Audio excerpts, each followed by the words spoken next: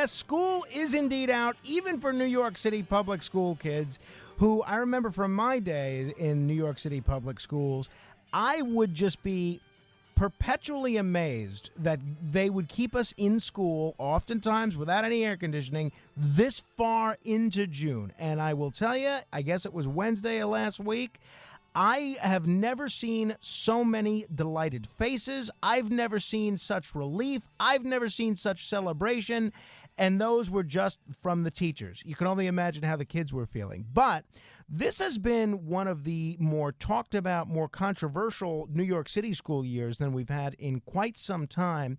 And it has to do, in my view, with the mayor's schools chancellor, Richard Carranza. Now, I was not a fan of Chancellor Carmen Farina at all.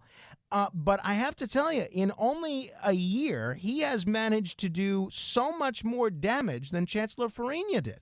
And we can go through some of the things that he's done and why this is so damaging. But if I were to sum up in a nutshell, the biggest problem with Chancellor Carranza's tenure as schools chancellor, it was done in a brilliant op-ed in the New York Post last week by Wei Hua-chin. She is the president of the Chinese American Citizens Council of Greater New York, and I'm thrilled that she's joining me this morning. Wei Hua, thanks so much for coming on the radio with me. Thank you, Frank, for welcoming me here. It's great to be here on this lovely day. Now, what's your interest? What prompted you to write this op-ed? What's Richard Carranza doing wrong? So much so, the headline of your op-ed is Richard Carranza's racial arson. Now, that's not just saying he could be doing a better job. That's a pretty loaded claim, racial arson. Well, I think that we are in a very rich, multicultural city with generations of people who've come from all over the world.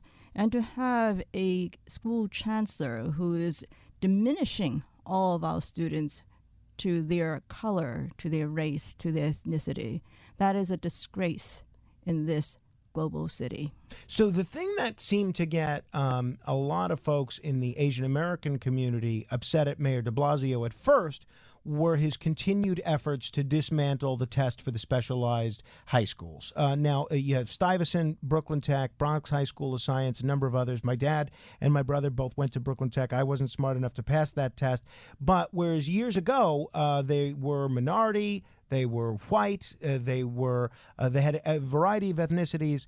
Now there's an enormous amount of Asian students, and that seems to be a big problem for Mayor de Blasio and Richard Carranza, doesn't it? That's right, and it shouldn't be a problem with anybody. We shouldn't be judged by our race. These schools have changed with the changes in the city. At one point, the schools were mostly Jewish. At one point, for 20 years, I shouldn't say one point, for 20 consecutive years, Brooklyn Tech was majority Black and Hispanic. So you can't say that the test doesn't work. It's just that de Blasio and Carranza, they look at the schools and say, whoa, these schools don't look like us. Is that correct? That's a very obnoxious, outrageous thing to say. Well, it's racist. It's racist. Correct. So where are we right now with respect to their attempt to dismantle the specialized high school test? Well, they have tried to do a couple of things and different from different avenues. One is that they wanted to get bills passed that would basically dismantle the Hecklandra Act. That was because those are governed. These schools are governed in Albany. That did not happen this year in Albany. And they also have another program to change the Discovery Program. The Discovery Program is a program for disadvantaged kids who just missed the cutoff. That's how it was originally designed.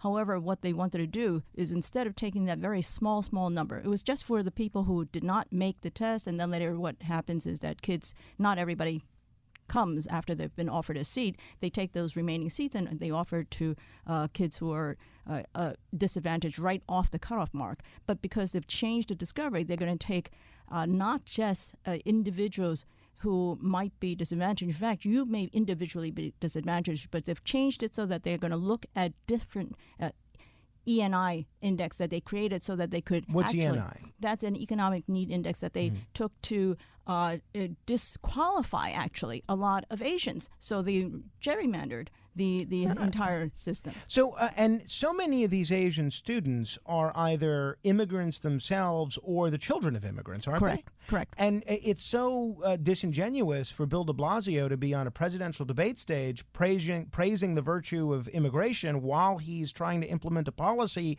that is discriminatory towards immigrants. Absolutely true. This is it's an outrage that you are pitting these poor kids, immigrant kids. The Asian population is the most poor in the city, and just saying that, well, these are all rich kids, that is absolutely untrue. So as of now, with respect to the specialized high schools, the test is still in place, and next year kids will be able to take it? Correct. Correct. However, they have implemented a discovery program that is going to expand, and that's not really a good way of going forward because it's not meant to be a large portion of the school. It's meant to be a very small portion, and you also have to make sure that the kids are well prepared once they are selected in the discovery program. We're talking with Wei Hua Chin. She had a fascinating op-ed that I thought was right on the money in the New York Post last week, entitled Richard Carranza's Racial Arson.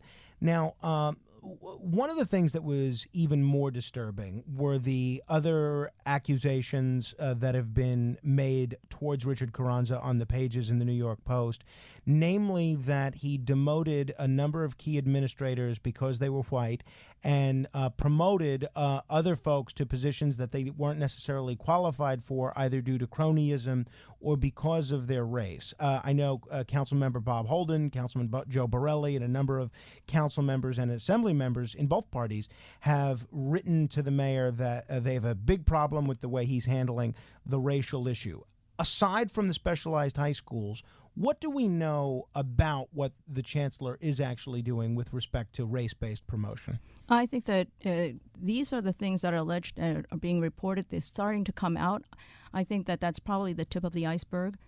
There seems to be a pervasive sense that if you are not in his privileged class of employees or students, you will not be able to advance, or if you have advanced, he will change that because he wants to have it in his image.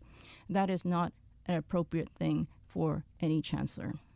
It was also reported that he had hired a certain group of consultants who had instructed teachers and administrators to give preferential treatment to middle-class black students or middle-class minority students over well-to-do, over poor white students. That is what I have heard and read. I have read that. I obviously was not in such training classes. I think that these kinds of sessions are, again, a horrible thing to have. We shouldn't be having these sessions that sound like they're from South Africa or something, almost. It's Stalinist.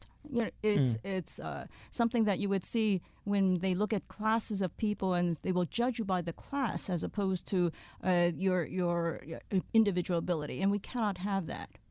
The thing that was even more amazing to me than trying to take the 8 specialized high schools, the 8 high schools that are not only working well in New York City, but they're a model for how education can go nationally, and let's do whatever we can to destroy them. The thing that I found even more amazing than demoting people for being white or promoting people for being another type of race, but his response to this just struck me as so arrogant. That there are forces in this city that want me to just be quiet. There are forces in this city that want me to be the good minority and just be quiet, don't say a word, don't bring the race issue up. I will not be silenced. I've never seen a response from a public official in New York City, a citywide public official, so arrogant, so tone deaf, and so brazen in terms of not making any bones about. He didn't offer any defense for his actions. He didn't offer any explanation. He didn't offer any rationale or apology. He was openly defiant about his desire to be racist. That's absolutely true, and he's done that in other meetings just for parents, in fact. The minute you say something, he doesn't want to even listen to any criticism. He will immediately say that, as a man of color, I object to this or that. And it doesn't have anything to to do with any logic. He would accuse people of objecting to his reasoning just by saying that, well, you're a white person and you can't even say something like that. And I have seen grown men who are really, really concerned that this is happening. They were scared. They were scared to talk after that. We're talking with Wei Hua Chin. She's the founder and charter president of the Chinese American Citizens Alliance of Greater New York. She had a great op-ed in the New York Post. You did a big rally at City Hall on Wednesday, a Fire Carranza rally. How did that go? I think that went very well. It was something that was put together by a group of parents. There was no organization behind it, actually. There were just a lot of parents who heard about this opportunity to express their extreme displeasure at somebody who was inciting conflict in the city. They also knew, of course, a lot of them happened to be Asians, but they were whites. There were actually even some blacks who came by, and they were hugging us. There was one who actually said, fire the, I won't say what it is, but I think that there's an understanding that there are all communities that are not being served. You have to remember that when he says that blacks and Hispanics can't get into these schools because the test is wrong, he is disparaging them. They can do the test if he would give them the tools and if he would concentrate on education. Well, so John Catsimatidis, who hosts the show that follows this one, he's a Brooklyn Tech alumnus. He's pointed out, when he ran for mayor, that the key is exactly that: better training and more access to educational training for these minority students that aren't doing as well as the Asian students might be.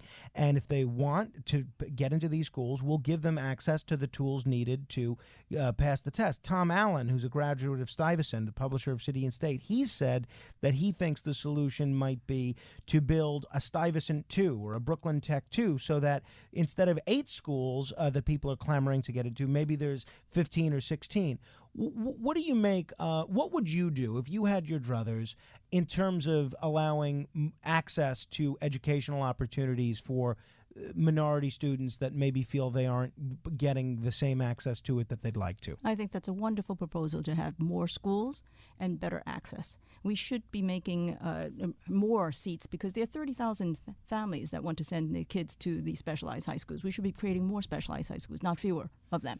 And we should also be preparing them with better gifted and talented programs. We have to have test prep understood. And, test prep is not something that's magical. It's really understanding basic reading, writing, and arithmetic at early stages, and then you get them to be familiar with the format of the test. The test is not something that is so different and convoluted, but you do have to be prepared for it. You finish your op-ed by writing the words, "It's time for Carranza to go." Do you think that come next September, when kids are coming back to school, he'll still be in his position? I can't put a date on this, but I think that it would be a disgrace if we keep somebody who is not going to focus on education, but focus only on division. And so it doesn't sound like you think he's a long-termer for New York City, that's for sure. And for the good health of this city, for our children, he should not be. Well, school is out, but education advocates are still wondering what Bill de Blasio is thinking. If you want to read this, I'm going to link to this on my Facebook page. You're welcome to give it a read. It's a great op-ed by Wei Hua Chin, Richard Carranza's Racial Arson.